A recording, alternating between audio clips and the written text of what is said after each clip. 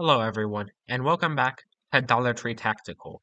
Today's video, different video format this time. This time I'm going over the only and the single biggest gripe I had with the Modern Warfare 2 campaign and/or game in general, and it is just utter bullshit. Everyone knows the iconic night vision raid in Modern Warfare 2, the starting mission. But the one thing that I simply just do not understand is the night vision that they are using. It just doesn't make sense, and let me explain why. So, the main thing about night vision is it's either digital, which uses a IR camera sensor, which gets converted onto a TV screen. And then there's analog, which is a lens followed by an image intensifier tube that takes the ambient light, magnifies it a shit ton, and then puts it out onto a phosphor screen. And that is the simplest I can make it. But what I don't understand is the quad nods that are used in the Modern Warfare 2 campaign. See, my main problem with them is that one, oh, they're super cool. They're absolutely bother. They look great, gameplay wise, function wonderfully.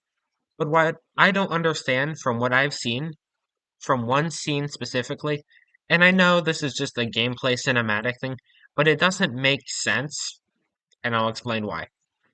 The main thing that I don't understand, so all the mission is blue grayscale, which is indicative of white phosphor.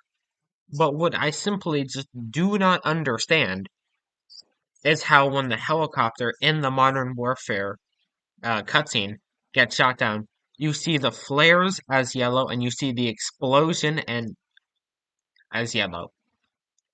And that's just what doesn't make sense to me. So it's either the quad nods are analog, in which they wouldn't be able to see it and you'd see the explosion as, well, blue, or they're digital, like super high-end digital, that can see color, but then they're choosing to see them in grayscale. When if you look at something like the Psionics Aurora and or Opsin, which can see night vision in color, then why aren't they just using them in color? It's a thing that just doesn't make sense to me. And not only that, whenever you're using your weapon during the mission, you can see a light above you. So they have IR lights on, but if it's any reasonable NVGs, you wouldn't need that. And I know it's just a gameplay thing, but scientifically it just doesn't make sense. Why would you either downgrade your own nods to where you're only seeing grayscale if you're like the highest, like you're like above tier 1 special forces because you're literally task force 141, or you're using analog and it's just a game thing. It just doesn't really make sense. And I know there will be that one dude in the comments who will see this and be like, oh, well, it's just for gameplay to make the game look cooler. I know that. I played the game. It looks great. But if you think about it outside the parameters of gameplay, it just doesn't make sense.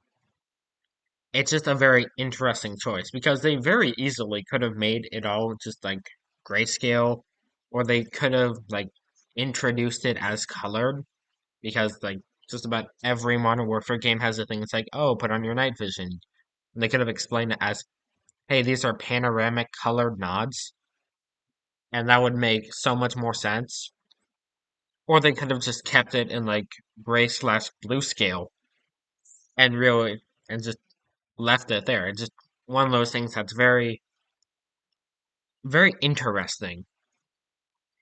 And it's just a somewhat odd choice to make creatively,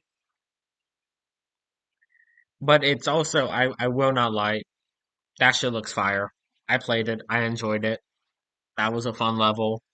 Super cool actually being able to interact with the nods is nice. But yeah, thank you all for watching my video. If you stuck around till now, you will get a sneak peek to what I've been working on, along with an update to the NVG-10 panel project and the NVG-10 monocular adapter that I promised from a past video. As of now, the NVG-10 bridge has been completed, although due to some minor issues I am currently working out, you can expect the release in roughly a week. I am now showing pictures on screen.